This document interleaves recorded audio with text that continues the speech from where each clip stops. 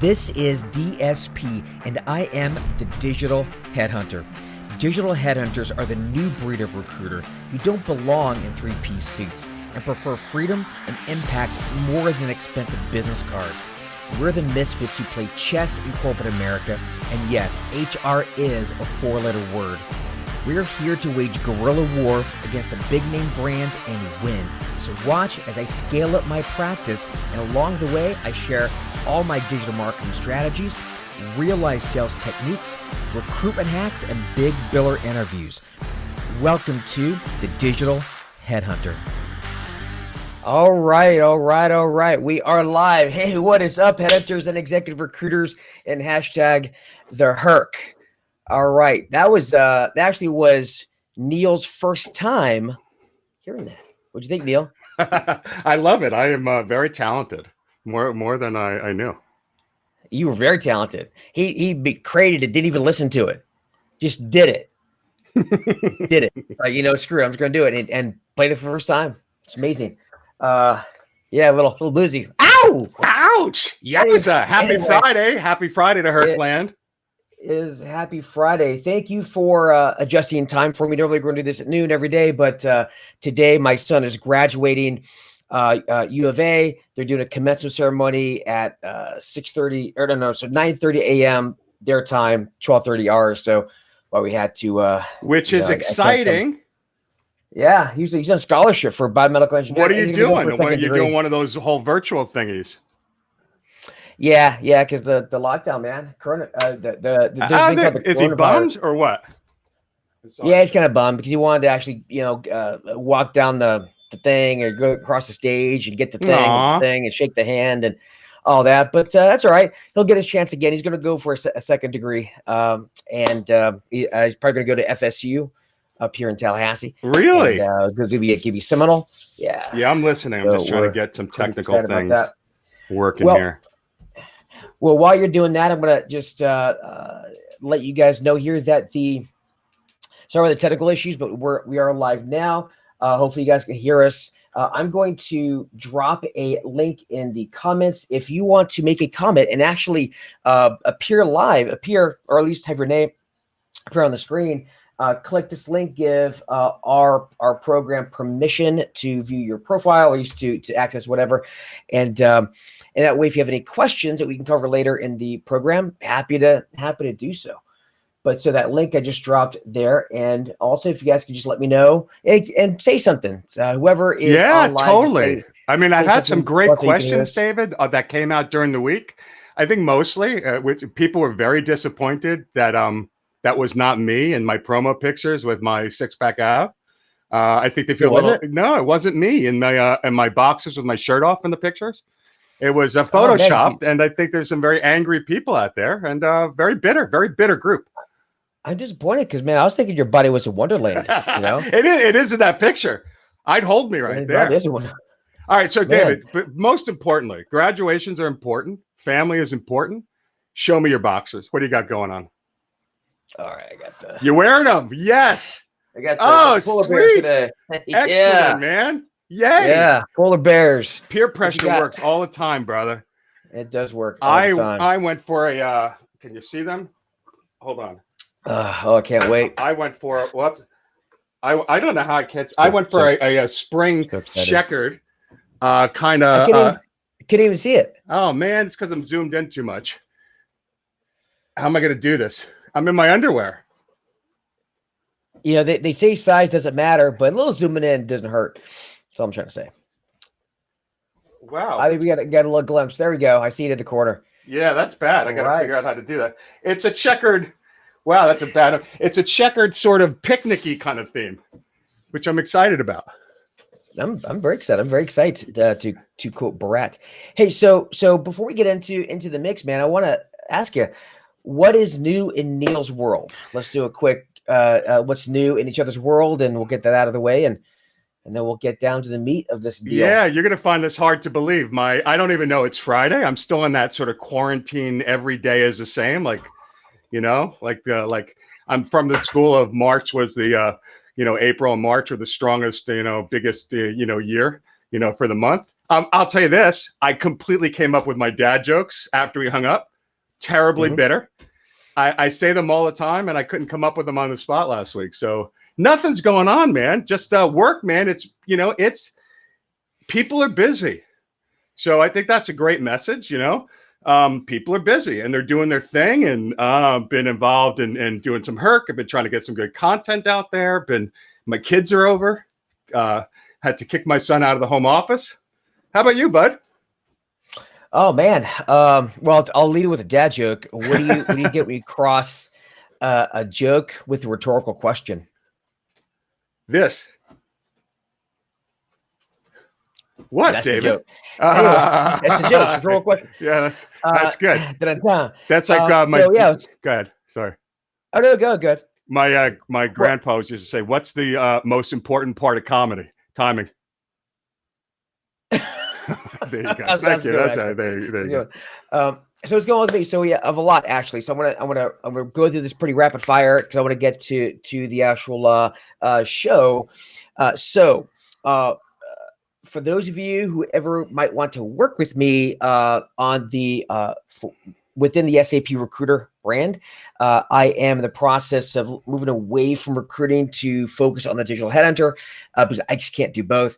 And so I've got a practice leader that I've hired for the SAP Recruiter, move forward with that. But anybody here in the HERC that is maybe not now, but here in the next few months wants to get on board with that, hit me up, let me know.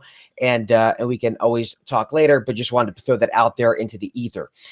So then also a couple other things, same for Digital Headhunter. If you ever want a Digital Headhunter, I'm going to be hiring in a few months, hit me up. My podcast is going live probably next week, The Savage Headhunter. We'll be back in 5 minutes right after these words from your sponsor. Keep going. It's all good.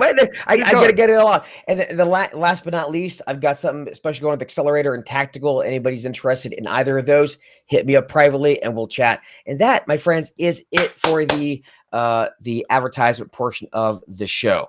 Wow. I didn't know we could do that. I've got so much stuff to talk about on my advertising, but we'll save it.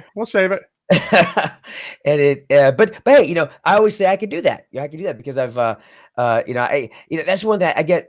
I'll get some people coming to the group and they just immediately they post promotional shit. Their webinar, they're this, they're that, and I'm just like, get the fuck out. Go make a group. Go. Give more than you take, and actually, participate in discussion, and then. Let me know. We could promote your. That's right. Well, webinar with your group. Secrets. I treaded very delicately for a long while. I'm still good with it. I mean, I give mostly content, and there's some hidden sort of gems in there. But no, it's completely annoying. I have a group, a Broadway group that I run on Facebook, thousands of people, and I get the same thing. Or I get people that come in that want to promote their new Broadway group I'm like, what's wrong with that picture? Don't think so. Well, I'll tell you what, we're in a Facebook group, as you know, Neil, is pain in the ass. Elisa, so Elisa Tanner, my fiance, she runs an apparel company for CrossFitters and Olympic lifters, women's. It's called Barbells and Ponytails.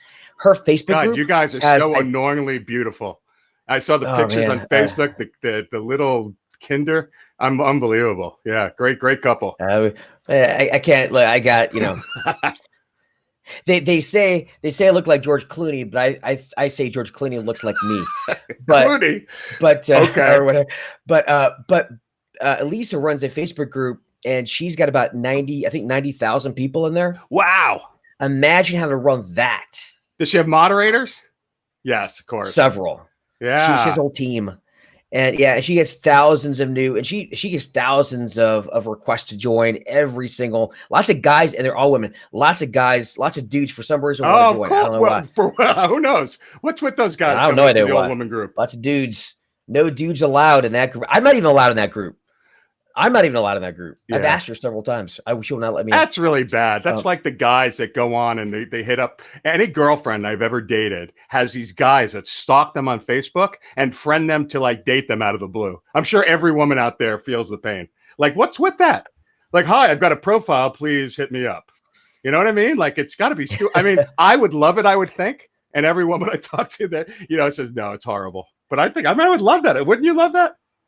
I will. Hey, speaking of which, Yeah. have you seen some of these posts? Some people will put up or screenshots of basically guys using LinkedIn like Tinder.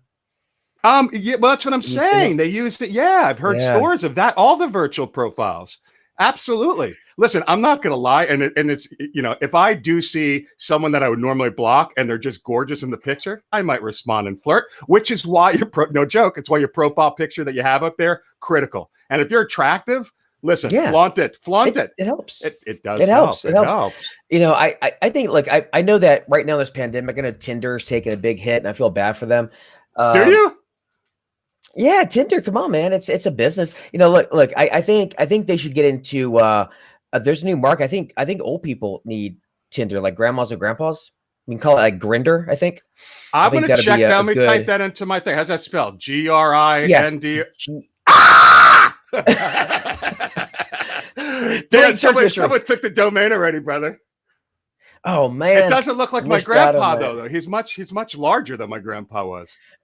Oh Okay, wow. I'm sorry. He's much more clean shaven than my much Hopefully, more no one shorn. gets what we're talking about. For those of you at home, feel free to type it into your browser.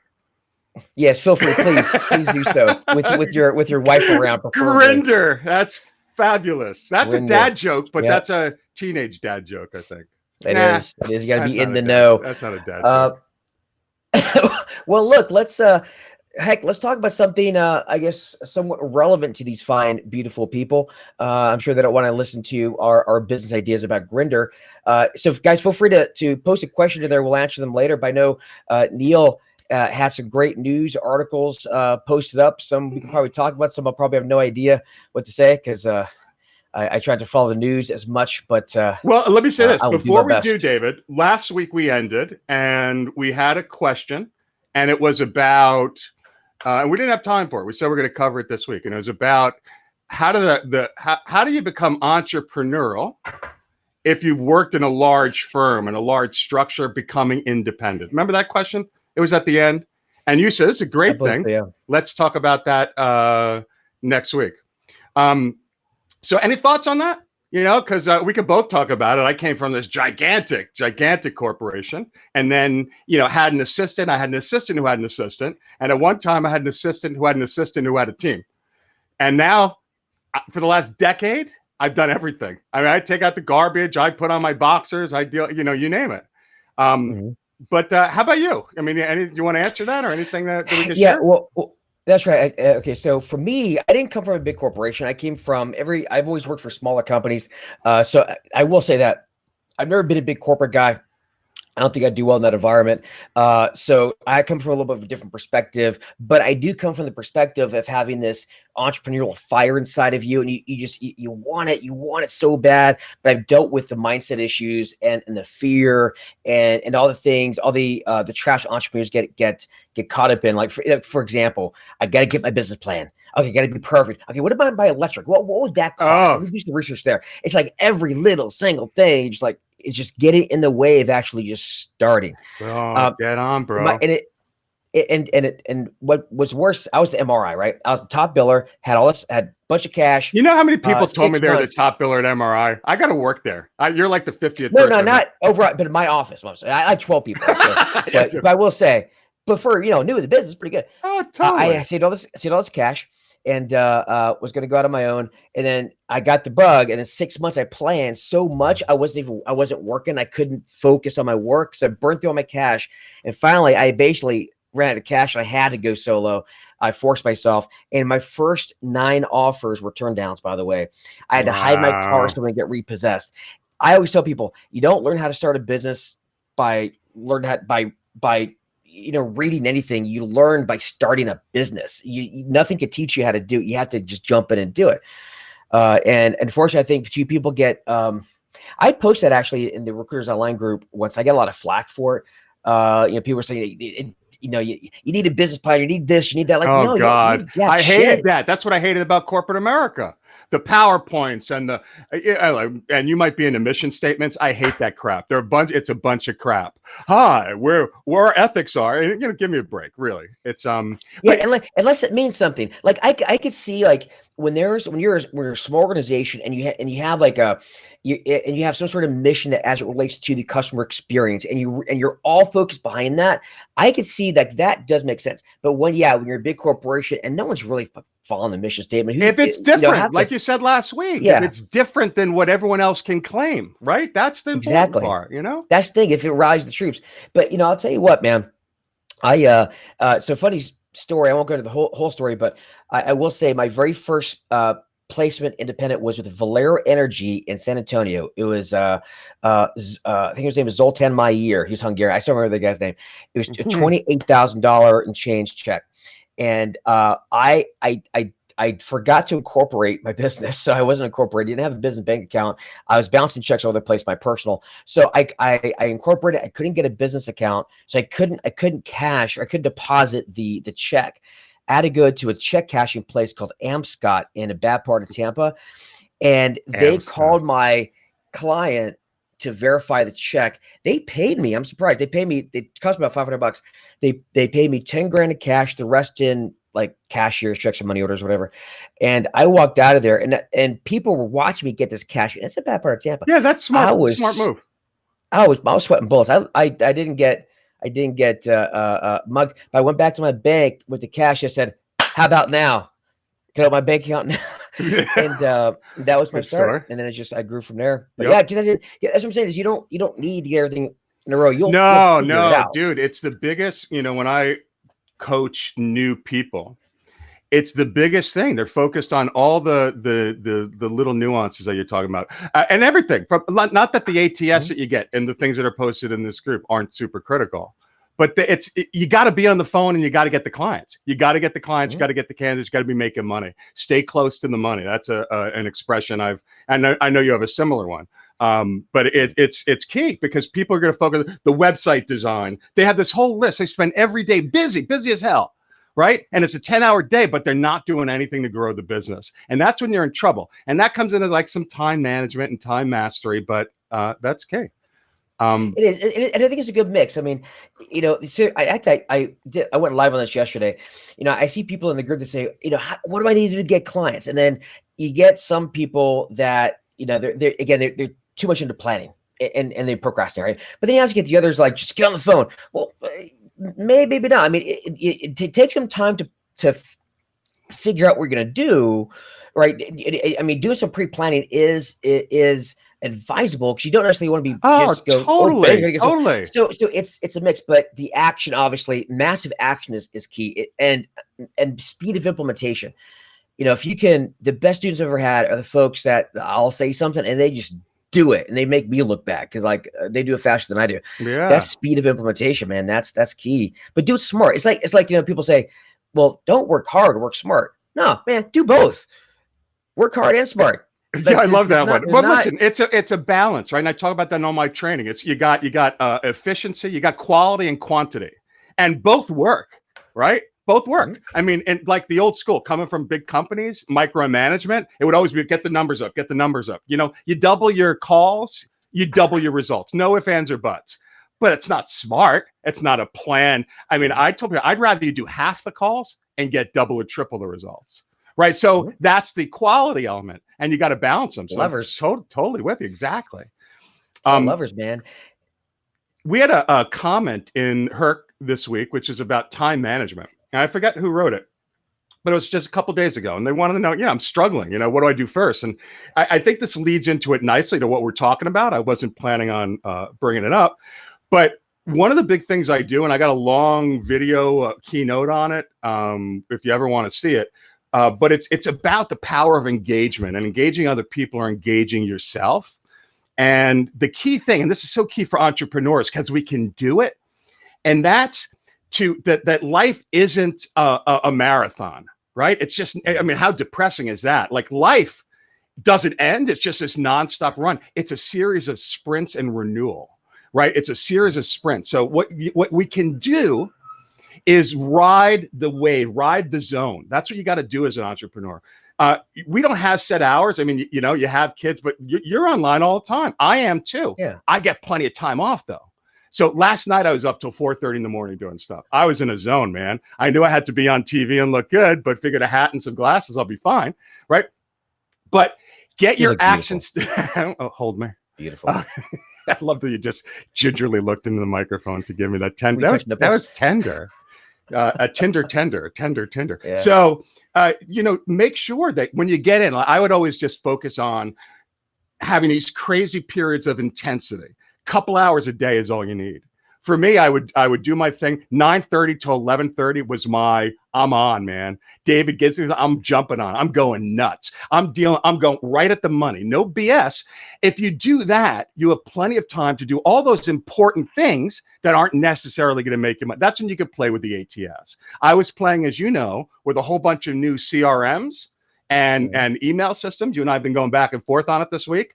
I spent probably 40 man hours on it over the last week, but they didn't interfere with my work and my money, even though it was important, but nowhere near as important as making money, getting those client relationships, et cetera. Man hours, You're not diverse enough in your time management, sir. But let's move on from that. Let's not, let's not bore them. Need more diversity in your man hours. But anyway, but I will say this. They're not man hours. Yeah, exactly. My man hours, I don't want to share it. Don't gender the hours. But I will say, and you're right. And I think a lot of it has to do, I have a couple thoughts on that. So you're right about riding the wave. When you're not, I do have realized over time that we have different personality kind of, I guess, categories, right? When it comes to business, you have your entrepreneurs who we go, but then we also quickly get distracted, right? The next best thing, it's just ours. It's just the way we're built. And then you have operators. They're very good operationally, systematic. And then you've got other folks that are great salespeople, other folks that are great in delivery. And so, unfortunately, when you start your own practice, you got to be all those things, which really sucks. One of the big things that helps, I think, entrepreneurs, because again, I'm an entrepreneur, you are as well. We're all over the place.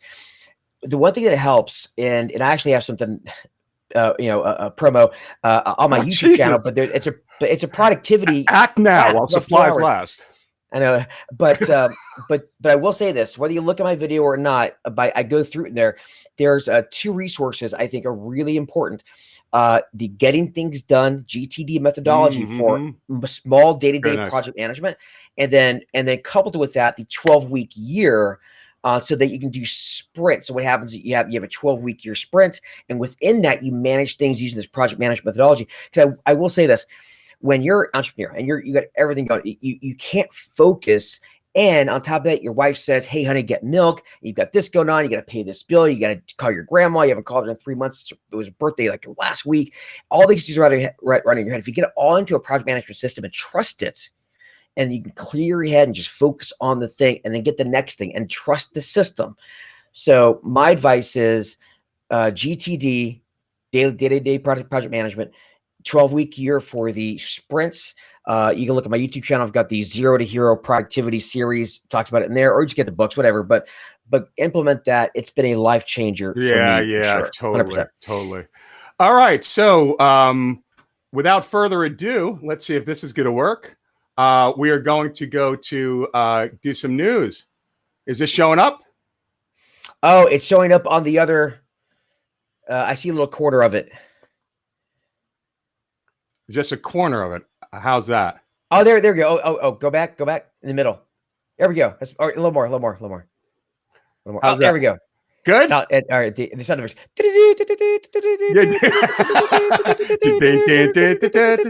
All right, we got some good stuff going on this week. Let's see. So, all right. So there's a couple things, not in any particular order, but this one was just yesterday. Daily News updated Paycheck Protection Program, the PPP. Got a lot of messages in Herc about that. Guidance spells out safe harbor for loans under $2 million. So basically, they have, I don't know if you're aware of this, but for the PPP, they have given a lot of loans of people that didn't deserve it. Now, in the beginning, it was all these big companies, and you heard about the basketball teams, and we heard about the Shake Shacks of the world. But now they're really focusing in on all of these small companies that took the loan below $2 million, which is many people probably in Herc. And so if you took this and you did not take it in good faith, they have a safe harbor where basically as this week, you're allowed to give it back. And you need to have had a necessary reason to get it, right? You can't have other liquidity. You can't have a nice big stock portfolio. And if you get audited, say that you needed it. You need to do it to keep the lights on. So it's a real question of what they're going to do now. Now, evidently, lots of people have given it back. In my case, you believe this, David? I got 3 PPPs. I got 3 of them and 2 of them funded. And one that was like insisting on funding me. And it was a nightmare because obviously you can't do that. And I gave back actually both PPPs. First one, because it was a double dip and Lord knows I don't want that. And I decided to spread it out as I suggested in the group to make sure you get approved. But, as I've been reading and talking to my accountant, I'm a CPA by trade. It's not meant for, I've got, I'm not bragging or anything, but I've got enough money where I don't need that and it's not worth it. And it's, there's issues with it too. But what do you think about that? And did you do the PPP? I was going to, and I did not. I decided not for principle. So for principle, so what do you mean by that? I didn't need it. I'm a bit of a look, and not say it's nothing bad about anybody who did get it because it's all personal decision. For me personally, I didn't need it, and secondly, I don't want to borrow from my children, and that's pretty much what we're doing. We're borrowing from our children, and I don't want to. But again, I provided information about how to get it when it first came out, and you guys do your thing. Just for me personally, I one thing I will say is I'm a big principles first guy, and I've got my own political leanings. I'm a bit more of a libertarian. Me too, dude. Me too. Fiscally conservative. I would say gays, guns, and weed. I mean, look, that's just my do what you're going to do. Don't order. Otherwise, live your life. Live your life. You know what I mean? Like I believe in individual liberty, but at the same time, I also believe that. Again, I just didn't want to borrow from my kids. I guess at the end of the day, I don't want to. Yeah, no, listen, and I like the thrill of the hunt for me.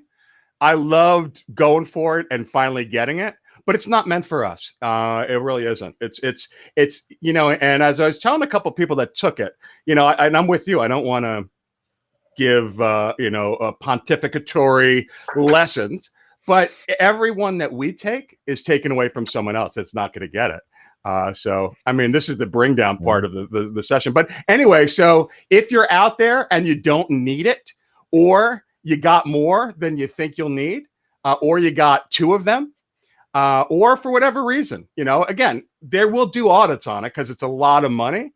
Again, if you're independent, I don't think your average recruiter is going to get audited. But what they basically promised was loans for $2 million. They were going to audit almost every single one of them, if not all of them, or they're certainly subject to it. And it could even be a paper audit where they have to do it by mail, which I see that's going to happen. But if it's below, if you don't think you're going to stand up to an audit, consider taking advantage. And it's as simple as just talking to your lender and paying it back. This week was the deadline. So it's not really timely, but, figure that will help. Okay. Well, also keep in mind, guys, one thing to think about, in terms of your own, I guess you can say personal PPP if you want. I've always been a big believer in gun to the head motivation. And if you're in a position where you're hurting, this might be one of the best times to really dig deep inside and see what you're really made of and pivot or do whatever you got to do to make shit happen. But I got to tell you, some of my best moves I've ever made is when I was painted in the quarter, gun to the head, no options, back against the wall, chips are down, and I just had to drive forward and go. A great book about this, by the way, The Obstacle is the Way by Ryan Holiday. Fantastic book. A big fan of Stoicism as a philosophy. Go read Obstacles. It talks about whatever obstacle you have, that is the way. Go straight forward. Don't use that wall ahead of you as motivation to scale the wall. Some people have it, some people don't. I love that, David. Such a me statement. In fact, I'm going to add one thing onto it because that's my mantra: is gun to the head, and again, gun to the head, and it's that one bullet that's there. It's boom. It's right there. It's in the chamber. You're playing Russian roulette. The next one's yours. Meaning you got one shot. So it's the same gun to the head theory. And I use that for lead generation or calls that people are going to make. And if you prospect like that, think of how much more successful you're going to be. I mean, if you had a gun to your head and your life depended upon you getting business in the next call that you're going to make, would you just pick up the phone, like you were saying earlier, not do any planning and just make a horrible cold call? No, you would totally take a step back and you would say, wait a minute. I got to get a lead from a candidate. I got to find something where this activity goes. Someone that pays a fee. Somewhere I got this great candidate that I'm gonna pitch. Wait a minute, I got to come in and I got to flip a call. I got to do a leadership call and flip it. Right? Like those are the things you do. So I love that you just said that. We have so much in common with that. Yeah, totally. Well, speaking of what you said, it's about living life with intensity, with an intense fire. And granted, yes, you do, as you were saying before, you ride the wave, right? You ride that wave, then you back off, and that's fine. You need time to reflect. But at the same time, it's that living life with just that intensity. You just go. And I tell you, there's some people that do not relate to that. I can't relate to them. They're just happy just to do the 9 to 5 and hey.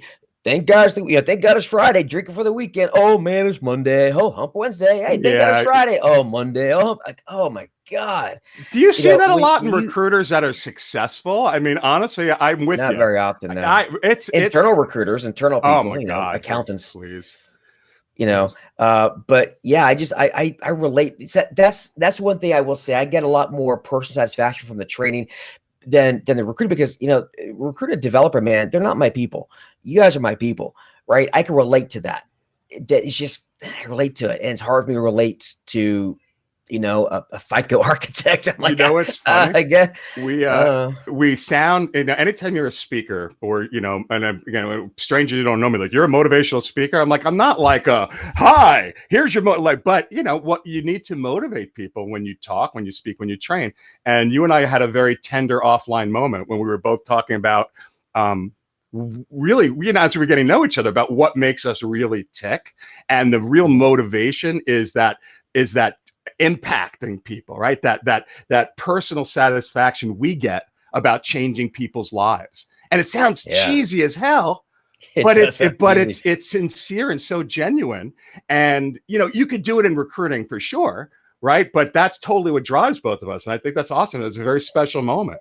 For sure. It was special. We were touching nipples. We made eye contact. It wasn't weird at all. I think I ate a banana looking at you, which just that kind of made it weird. But that was uncomfortable for me. I'm not going to lie. Now that we're in front of people, I didn't like that at all. I didn't like the way. And you're supposed potassium. to shoot pieces of the banana as well. You know what I mean? I needed potassium, bro. Come on. Is that what it was? Don't hate. And I guess you needed a lot of potassium, because the way I looked at it, you got all the potassium in your mouth in one go. I'm just saying. I did. I'm good. Yeah. This is not good. I have a high volume capacity in the old gourd. But anyway, all right. Before we lose all of our viewers. So next one, and I'm curious about everyone's take out here. But so this one was last week. It came out with the jobs report, and temporary help services jobs fell by nearly 30% in April. So it fell by 841,000, a 30% decrease. And it was obviously due to COVID-19 and all the unemployment that we know. And the number was revised downwards again by about another 11,000. And then jobs overall, as we knew, decreased by 20 million month over month. Now, in terms of the sectors, hospitality was hit really hard, and they fell 47% year over year. And it declined also in healthcare, which had a 1.4 million job decrease. What do you think that number is on the search side? And again, what's your take on this? No, we don't plan this, by the way. On the search, I mean as far as how many recruiters, industry, not how people here are doing. Yeah. Oh, the industry. It depends on the sector, man. I've got a couple of clients in food and bev that work for Gecko, and their industry has been just completely gutted, right? So, and I've got others in, like, say, plastics and food plastics and food packaging that are doing great right now. So I think it really depends on the sector. I've seen a bit of a slowdown in SAP to a certain extent, but I think it's gonna bounce back pretty well. But no, it's definitely affected for sure. No, totally. It's just it's so hard to say. It's just sector by sector by sector. Some it's a bloodbath, some it's not. But but that's what I see anyway. You know what's interesting about this is normally in a recession, back to what we talked about last week, when you have all these experts about how I'm going to guide you out of the pandemic that have never done it before. This never really happens. What normally happens is perm search falls off a cliff. That's the beginning. That's how you know, my gosh, we're going into recession. It's the great barometer. And then temp, that slowly trails, and then that also gets hit pretty much similarly at the end of the day when you're in the heat of the recession. Then temp comes back first. People start trying before you buy. They bring on all these other people. What happened now, because it was an instant stop, is you had temp decrease faster and first over perm. Now, over perm searches, that is. Now, there's a lag there because, you see what's happening, and people, when they have all these people furloughed that are going to come back, they're going to wait to see what happens. But it's a very interesting dynamic. And, it's, to give my commercial, I provide, but seriously, I provide back office services that allows recruiters to do temp, and everyone needs to do it. So this isn't a commercial. You need to have that offering, and it's down 30%. It's going to go up 30, 40, 50%. And it's a gold mine, and people are going to come in. So I'm not shocked that it's that big. Again, given the furloughs, and, we've seen it. I have got a lot of healthcare sort of business in my practice, and that hasn't really been hit terribly hard. Some of it's gone up. But it's an amazing, that's the real business. Seriously, not to, and look, I'm a perm guy. So, I am a search guy. I am a herc. I'm totally executive recruiter. But it was about 1992, 1993. One of my mentors came to me and said, Neil, you got to get into temp. You got to get into contract and staffing. And that's where the money is. And I didn't buy it because I'm better than that. But I'm going to say, those of you not into it. Obviously, yeah. What's that? Well, especially if you want to sell a firm, right? You can't. It's firm. But I got to tell you, man, so for me, my experience was, I was perm first. Well, actually, technically I was staffing because I started my career with Labor Ready. I was doing day labor. Wow. I was waking up at 4 o'clock in the morning, could dispatch the homeless people to construction sites, and all that. So that was my on a good day. That's a good job order. I get that. But then when I got into perm, and then I fell in love with that. But I tell you, I got into SAP contracting, and I did it for a number of years. And actually, I had made the decision to get out of it because I didn't care for it. I know there's a lot of great money in it, great money. My biggest deal ever was over $250,000 just on one single deal. Now, as a result of a really fat margin on a contract that just went keep going on and on. But I will say I just didn't like it. I liked the perm better. Me for me was my. But here's the thing. But the money is, but it's different, and it's not just about money. You got to do what you like. Yeah. Money is great though, and we do enjoy money in this business. But it's not as sexy as the search side. People that have worked for other firms have the same reaction that you do, and the same reaction that I do. Right? It sounds like a feel, felt, found. I'm objection handling, but no, that's a real normal reaction, and mine as well. But what do you need? You need to offer it. You need to offer it because temp firms are stealing some of your placements. When they say they're hiring internally, sometimes they're hiring the temp that they had in there. A temp is the puppy dog close. You get a person in there on a temp basis that has a permanent possibility. The odds are 80% that they're going to get that job.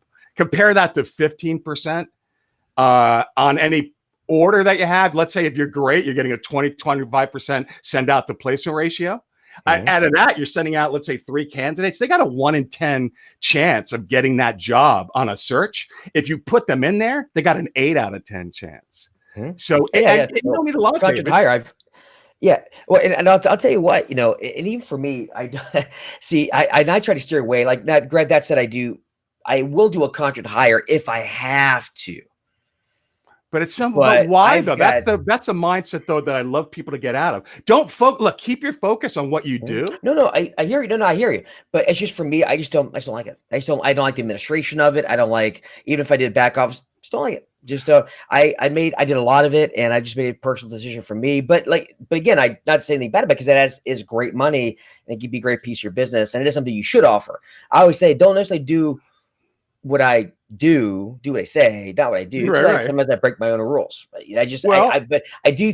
I think for me, I've got to the point where I can kind of just do my own thing and not right. but sometimes people will try to do what I do. I'm like, well, you can't really do that until you kind of establish yourself first and get to the point where you can, and then you can do that. But don't do what I do. You know what I mean? Well, for sure. And you totally need to go where your motivation is. There are people that want that recurring revenue, but at least if you have someone unemployed, and right now, so many people are unemployed, get them in there on a contract basis. Don't do anything different. Just when you're doing a search and you happen to have someone that's not working, or you happen to have someone that's not working that goes on an interview and they really like them, but they're not quite pulling the trigger yet, get them in there. That's my only advice. That's a time where you usually say, Neil, I'm with you. The only times I use it are strategically awesome, like this. Like why wouldn't you? Like you just need to, it's no different business. It's no administration. You're not doing a different model. It's simply look at anyone unemployed. And now's the time to really think about this, right? As a potential different angle to get in and get your perm deal. And it's all about the perm deal with that approach. Well, it's what I always say too. If they're not selling what you're buying, then maybe you should sell something else, right? And so if you're not selling what you're buying, let me think about that one. If they're not selling what you're buying, I'm sorry, if they're not buying what you're selling, I was gonna say I was trying to figure that one out. It sounded good, but I'm like, all right, if you're not buying what you're selling, do a Missy Elliott, flip it, reverse it. All right, Willy Wonka, if they're not buying what you're selling, then figure out what else you could sell them that makes sense, right? Meet them where they're at, obviously. And so for me, it's a lot of. So for example, what I've done a lot of is unbundle my services. So for me, that's been a winner. And again, right on the temp side, if they're not buying perm, they may buy temp. Go for it, right? And you have to offer it. They're not going to volunteer. They're not going to say, "Hey, wait a minute, you have that person. They're not working. Don't you think I should have them come in for a week and maybe see if they're not going to do it? That's your job, right?" I love that. If they're not selling what you're buying, that one, David, to give you an idea of how buying what you're selling. The Wizard of I would take me I would spend nights thinking about that one, trying to figure it out. I really would. It's like I remember when I saw The Wizard of Oz when I was the first time. Oh, not the first time, but a couple of years into it. At the end, she's like, if I ever have to look any further than my heart's desire, I don't have to look any further than my own backyard, because it was never there to begin with, right? If you have to look, and I'm like, what the hell does that mean? And then I'm like, I went through it, I'm like, oh, if I have to look any further then does that and to this day, I love that. I posted it on Facebook of what that means. But anyway, I'm digressing. It's I tell you what, you got a lot of word salad out there. I see that with a lot of pitches. I see a lot of word salad. It just sounds good. Doesn't mean jack shit. I had a post yesterday that heard about how every recruiter has a unique and or revolutionary screening process. I'm like, wow, it's fascinating. So many unique screening processes out there, right? Because they're very passionate about their client success. I love very that. Passionate.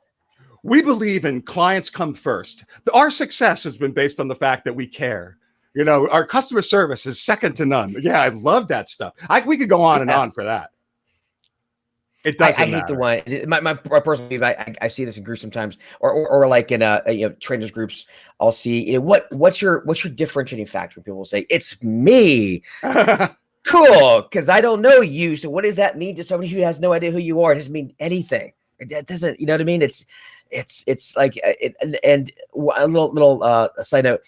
Where people are doing their pitches or what they're going to say, their messaging. It's like what they do is they take what other recruiters say and they're like, oh, that sounds professional. I'll do that too. Cause I'm here wherever with everybody else.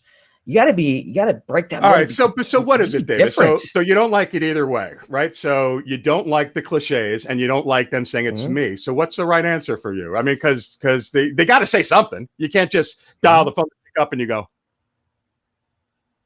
right? You got to come up with something's got to spit out of those lips. That's what I do.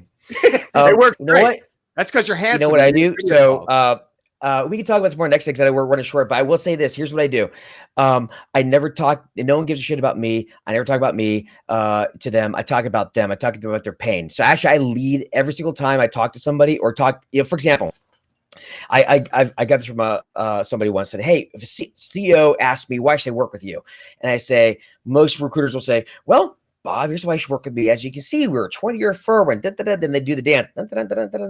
Did I get it? Got that? Did I? Doesn't matter if you're unique. So it doesn't matter, as opposed to, well, I don't know if you should.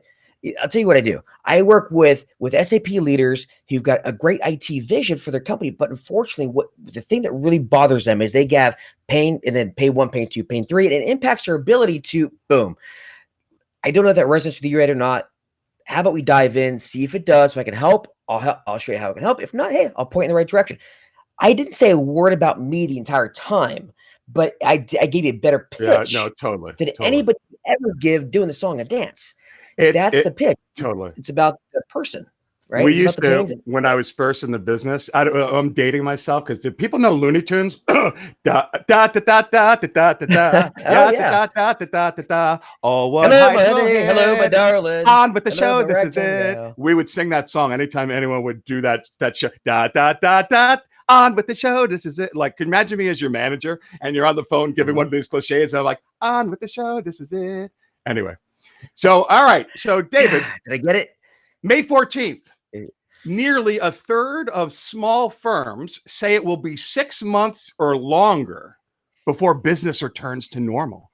31.4% believe this. This is a small business pulse survey. And 28% almost said 4 to 6 months. 24% said 2 to 3 months. So, gosh, and this is something everyone's talking about. What do you think? Putting you on the spot on that one. Reopen. I'll tell you what, man. When you got unfortunately you've got like, say, so let's say some skater kid wants to buy some Vans.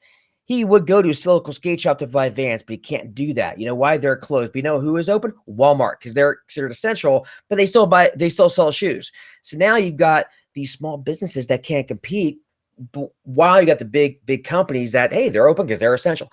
And I think it's a shame what's happening to small business right now. And I think personally that I think it's a shame. You know, a good friend of mine, she's a hairstylist. She was shut down, couldn't get unemployment because she was an entrepreneur, but she couldn't work to pay her bills. And it's one of those things where I think everybody always thinks about, the worker, or they think about the big companies, but no one really thinks about the small businesses, like the entrepreneurs that drive our economy. We small businesses employ so many people, but so many. Shit on. And it bothers me, With 20 million, right? 20 million is the number that they've been spewing out of small businesses. It's crazy. Yeah, it's I feel bad. And look, when somebody says, hey, well, you're not essential. You know what? No, it's essential. Paying my bills and feeding my kids, that's essential. Well, right? And employing other people that need to pay their bills, that's also essential. At least in my opinion. I mean, that's just, again, I know it's kind of a hot topic issue, and I know it's very tribal, but that's the way I look at it. And I hate to sound horrible because there's some definitely really essential jobs, and they all are. But I love that it's called essential jobs now. We used to call them crap jobs. No, and I'm not being funny, right? But I mean, I guess I'm being funny. But that's really what a lot of them are, and we have a whole new respect. So listen to this, just a little take on these numbers. So back to your point. So almost 7% of people. These small businesses, which are companies that have between 1 and 500 people and receipts of $1,000 or more. So these are the $20 million small businesses. Almost 7% said that this COVID and the shutdown has had no impact on their business. So that's interesting. So we wonder, who are these people? And I guess we could take a guess at that. And here's something really sad on the flip side of that. And I love how the bell curve, by the way, bell curves amaze me. I could talk about that for hours. How the entire virus is all a bell curve, how it always works out that way. But on this bell curve, almost 7% of the people, a bit over 6% of the people, said they don't believe their business will ever come back to its usual level of operations. What do you think of that? Well, they're probably in something like food and beverage or, outdoor events. I know that I've got a client who he recruits in the events industry, and she just thinks it's not even going to come back at all, at least not for the next few years. And I think there's going to be some businesses that are just in, right now with the scare and everybody wants to social distance. But I think that's never. This is never. This isn't. Well, because this is never. This is people coming back to where it was. Short term, right? If your business is not going to be around for the next couple of years in its current form, you're going to say it's done. Like, I got it. Because what can you do? How can you write this thing out for 3 years? if you're a regular small business owner who maybe he's got, a few months of cash, right?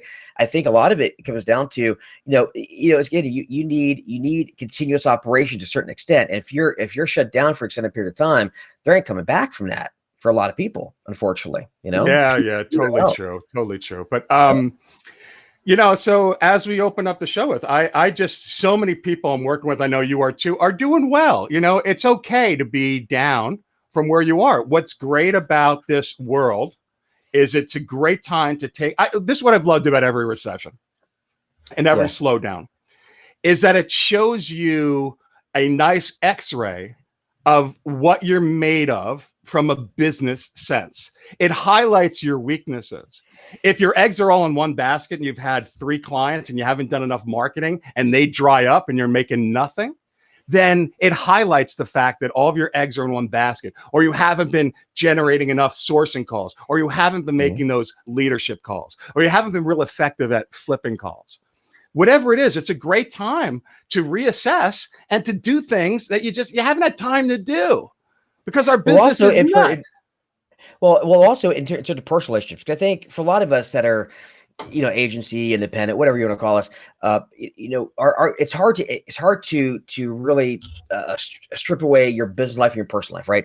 And so I think for a lot of us, to piggyback off what you said, it also exposes our relationships, the relationships you have with your parents, your kids, your loved one. I think, either now is the time when people are going to start getting divorced, or the relationship, or you're going to have to, suck it up and say, you know what, I'm going to conquer that porn addiction. I'm going to be with my wife because because life is short. You know what I mean? And I think this is the time when you kind of realize, when you put things in perspective and use the time to, again, build a better relationship with your kids, your wife, your husband, your crazy pervert uncle, whatever, but maybe not him, but everybody else.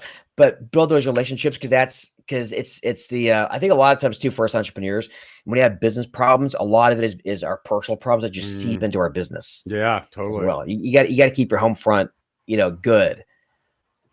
Totally. Hey, how does my news background look with my green screen? That's my studio. I like it. Isn't that nice? So anyway, that's our new show for today. All right. So I think it's about that time. It's about that. Well, look, you got a big stay-at-home non-event event. Closing thoughts. Dad joke. Closing thoughts. Man, I have a lot of closing thoughts. I say, I won't even leave with the dad joke. I will say this. I'll say closing thoughts. Just to piggyback what I've just said. Use this time. You know what I would say this? Here's give me a minute or two. I want to say this. Use this time to write down different, I guess you can say, pillars of your life. Entrepreneur, recruiter, because those are really 2 different things. Dad, spouse, all that, and try every day to improve in each of those areas, even if you're weak. And we're weak in all of them. Entrepreneurs are bad operators, right? Usually, they're bad at finance.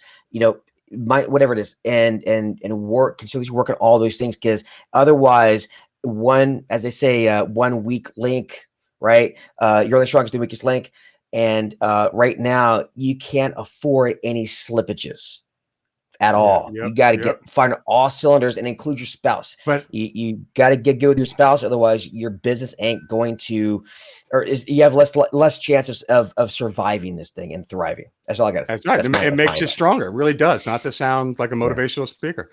Get your shit handled, son. So I'm trying to say. That's right. Yeah. My dad joke. I can't believe I had my kids can't stand it. Except I'm not good at memorizing jokes, but there's one I've told since they were basically infants. And every single time I pass a cemetery, they know it's going to come. Right. And I use the old, hey, check out that cemetery and the fence around there. You know why there's a fence in the cemetery? Why's that? Because everyone's dying to get in. But there you go. There you go. That's my dad. I'll do this one other story. My buddy, he lives in North Korea. He called me the other day. I was like, hey, how you doing, man? He's like, I can't complain.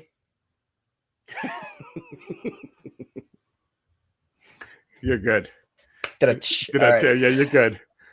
Well, man. Thank you, everybody. This has been a great show. Show number 2 is in the can. We'll get this live on YouTube in a couple of days. Gosh, anything else you want to leave us with? No, totally awesome. Go do your thing. You beautiful man. Enjoy it. Love hanging out and bantering. Love the input that we had. I'll definitely post on the group the link to that time management stuff. It's great. And I'll find a good one that's just a webinar. I've got a video of me, but I'm like 300 pounds heavier. And I look horrible. Can't do it. Not that I look like the guy in my boxer promo. I'm not going to fat shame you. Maybe a little bit. Maybe a little bit. Fat shaming. All right, everyone. Hasta la vista, baby. We'll be back. Guys. We'll be back. All right. Bye.